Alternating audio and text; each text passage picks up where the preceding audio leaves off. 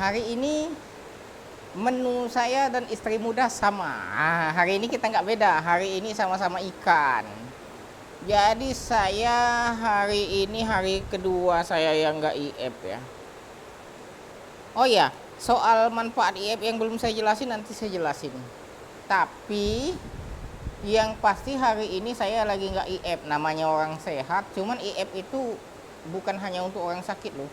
IF itu selain untuk pemulihan diabetes ya, tapi ada banyak manfaat lain.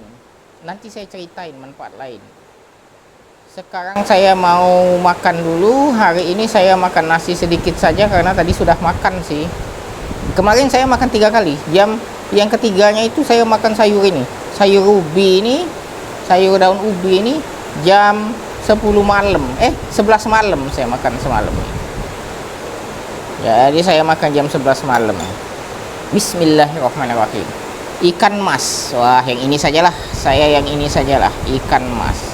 Kita makan protein dulu. Saya biasanya itu mengawali makan dengan protein hewani.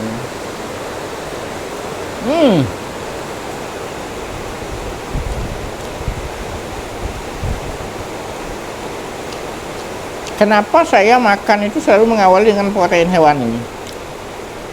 Karena protein hewani itu bikin kenyang. Itu satu. Dan kenapa saya tidak langsung minum setelah makan? Pertama, sunnah Rasul, karena saya beragama Islam. Yang kedua, kolesterol itu kan pabriknya itu liver. Liver itu kan pabriknya kolesterol. Bahan bakunya makanan dan air. Jadi kalau tidak ada air, pabrik nggak bekerja karena bahan bakarnya tidak lengkap. Nah, saya baru minum itu setelah makan. Tetapi kalau pada saat saya fasting, saya minumnya itu tidak minum air putih di jendela makan, karena air putih nggak perlu di jendela makan. Cuman sekarang sedang nggak fasting. Nasi yang saya makan ini masih seperti kemarin, nasi beras basmati saya mix sama nasi beras hitam organik tipe pecah kulit.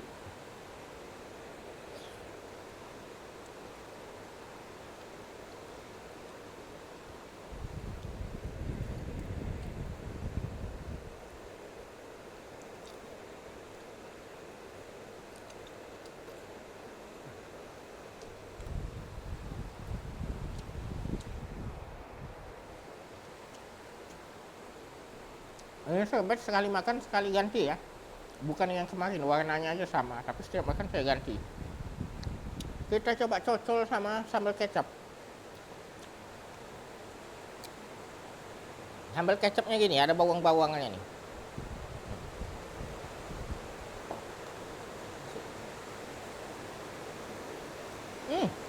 Manisnya enak. Gurih-gurih manis. Coba lagi cocol sama sambal kecap. Nah, sampai menghitam gini.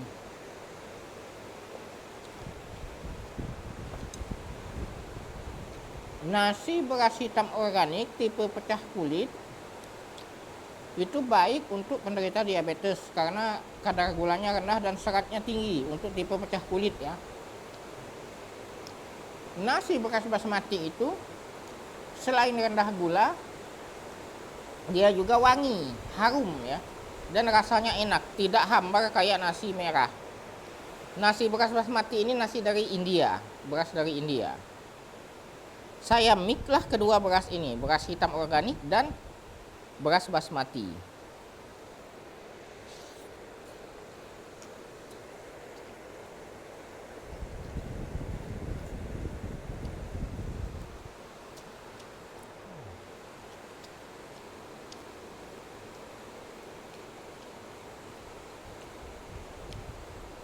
Jadi 2 ekor ikan, yang satu saya, yang satu istri muda.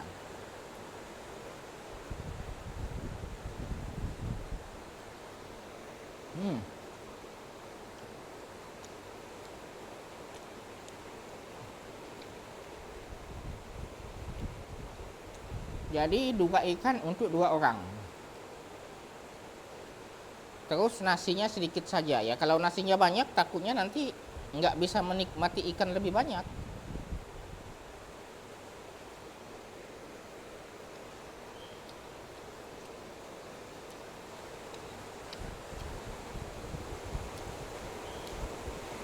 Makan nasi itu bagus, nggak apa-apa makan nasi, tapi proteinnya harus lebih banyak daripada nasinya.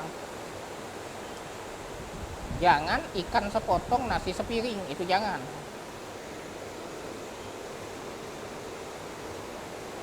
Harus protein lebih banyak daripada nasi. Protein hewani ya.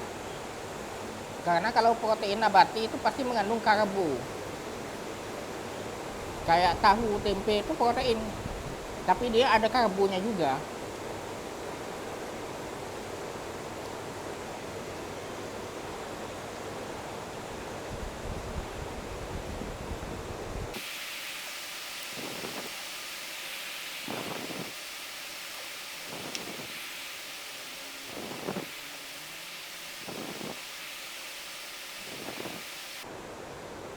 Sekarang ini saya angkut aja lah ke sini.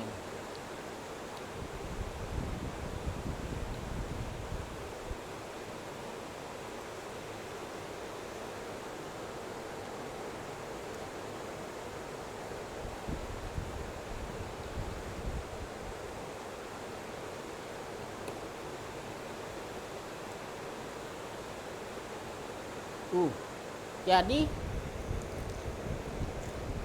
kalau saya ya, hidup ini tidak mengejar kadar gula sampai serendah mungkin, tetapi mengejar kenikmatan. Sehat yang bisa kita nikmati, kita rasakan, bukan angka-angka. Kalau angka-angka sih HbA1c saya 4,8. Tapi sehat itu harus bisa kita rasakan, membuat hidup kita menjadi lebih nikmat. Hidup kita bahagia, nikmat, dan bugar.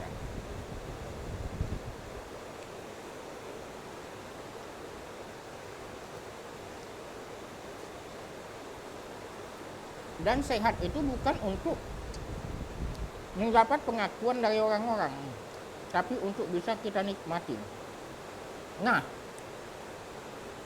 sehat itu resepnya apa? Sekarang saya bocor ini, kenapa saya bisa sehat. Kenapa diabetes saya bisa sembuh? Saya bocorin hari ini, habis-habisan. Sehat itu datangnya dari Tuhan, ya.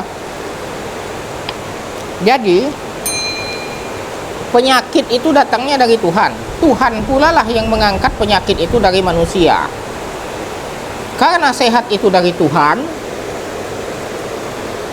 maka carilah perhatian Tuhan. Karena Tuhan itu tidak jauh, Tuhan itu dekat dengan manusia.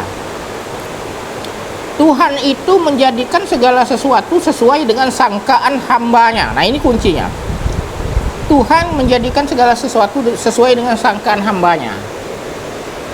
Apabila hambanya itu punya sangkaan yang baik, maka baik pula jadinya.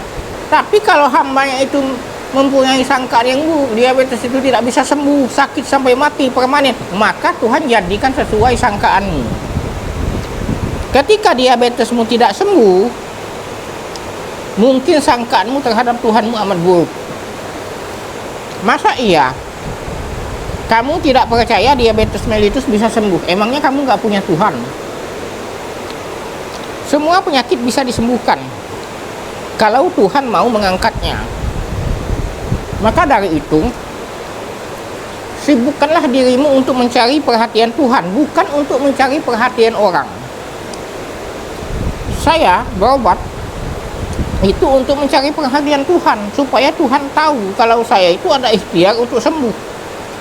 Sehingga dengan kuasanya dia angkat penyakit dari tubuh saya. Nah, bagaimana diabetes mellitus di tubuhmu bisa sembuh kalau kamu sendiri tidak percaya penyakit itu bisa disembuhkan? kamu menyangka sakitmu tidak bisa sembuh, maka Tuhan jadikan segala sesuatu sesuai dengan sangkaanmu. Sekarang terserah kamulah,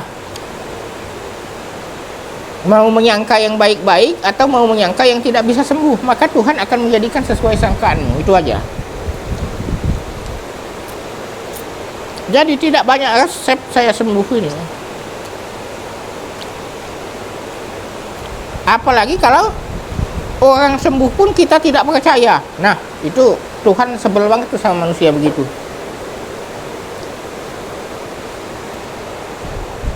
Orang lain yang menyatakan sakitnya sembuh, dia yang sibuk bikin postingan sana sini ngajakin orang ngebenci orang itu dengan alasan menjerumuskan orang. Itu Tuhan sebel banget tuh sama manusia begitu. Padahal rumusnya jelas, penyakit itu dari Tuhan. Tuhan yang mengangkatnya. Kenapa Tuhan memberi kita penyakit? Bisa buat teguran, bisa buat hukuman, bisa buat peringatan.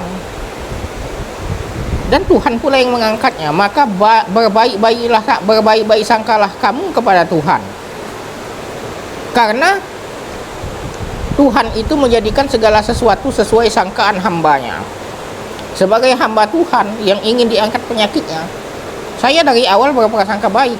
Apa prasangka saya? Sakit saya akan segera sembuh. Maka Tuhan jadikan saya sembuh.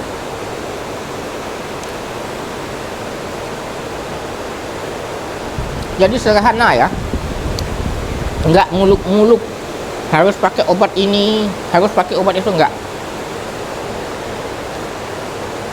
Dan satu lagi rumusnya, tidaklah Tuhan menurunkan penyakit kecuali bersama obatnya. Penyakit yang diturunkan Tuhan kepada manusia itu sudah disertai dengan obatnya. Nah, jadi mulai sekarang terserah tuan-tuan dan puan-puan, apakah mau berprasangka baik terhadap Tuhan atau tidak. Kalau tuan-tuan dan puan-puan berprasangka bahwa diabetes mellitus itu tidak bisa sembuh, maka tidak sembuh penyakit kau. Apalagi sampai nyinyirin orang yang orang sudah sembuh dia tidak percaya. Apa kepentingannya kita memaksa orang untuk sama dengan kita? Kalau saya sih buang-buang energi. Pesan saya, jangan lupa bahagia, karena kebahagiaan merupakan obat mujarab dari semua keluhan. Hilangkan busuk hatimu, maka hilang pula penyakitmu. Saya Mamat, salam dari Padang. Alhamdulillahirabbil alamin.